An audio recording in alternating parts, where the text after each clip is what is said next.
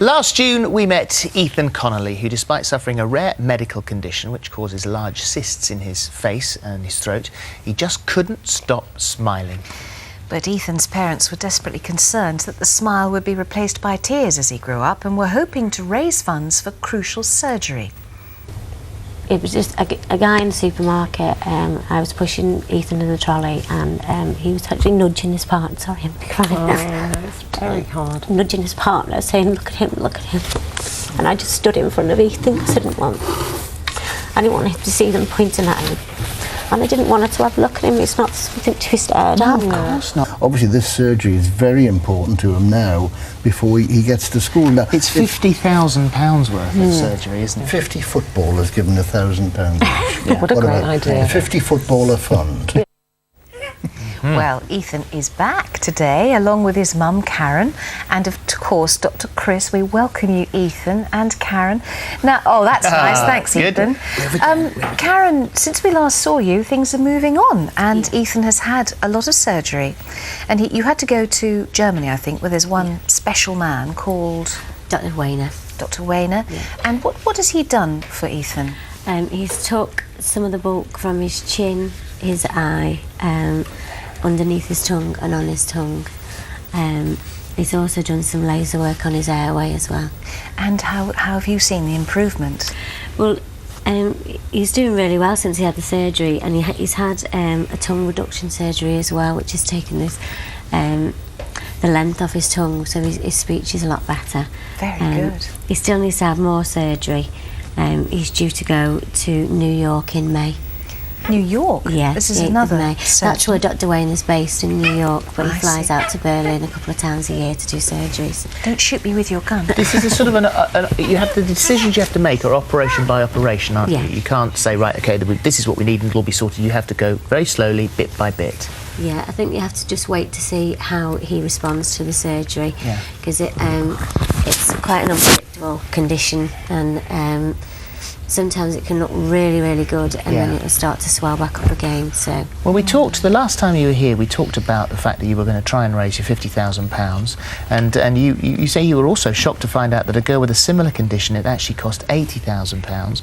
So you've had to decide to raise even more money. You're aiming for £100,000 now, and when you reach that money, what you say that you make sure that every penny will go towards Ethan, not towards you guys or your travelling or things like that. no, It's to he pays look for after travelling him. and accommodation. And then if there was any left over at the end, what happens to that? Well, we're hoping to set up a fund to help children with Ethan's condition.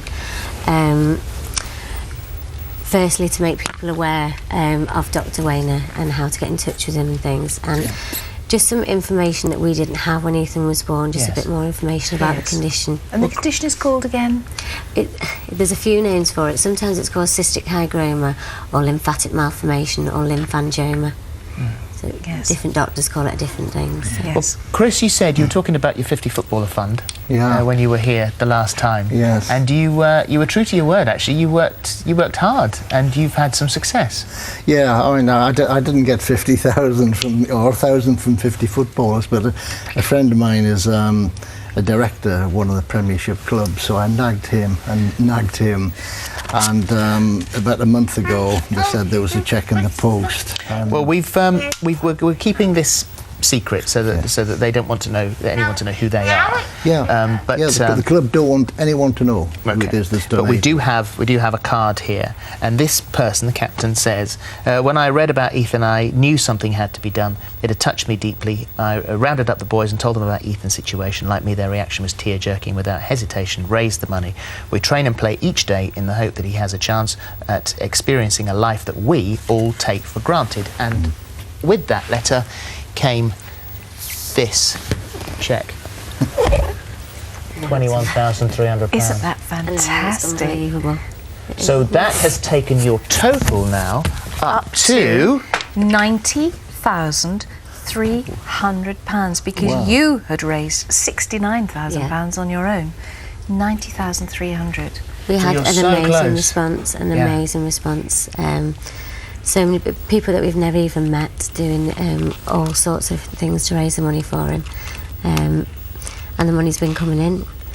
bit by bit, isn't it, darling? Well done. Well, we'll put all your details on our website, so if there's Great. anyone who might be part of another football club, perhaps, come on, who yes, might come on, like to help. footballers. Let's have some more. And to the ones that sent this, you know who you are, and thank you Thank you. very, very much Wonderful indeed. Well done, boys, Chris. I know thank you did you. a lot of hard work there. Thanks, so thank you very Ethan. much. Well done. Lovely to Thank see you you. very Thanks much a lot. indeed. Dr. Chris won't mind us saying that Ethan isn't the first person he or this morning have managed to help.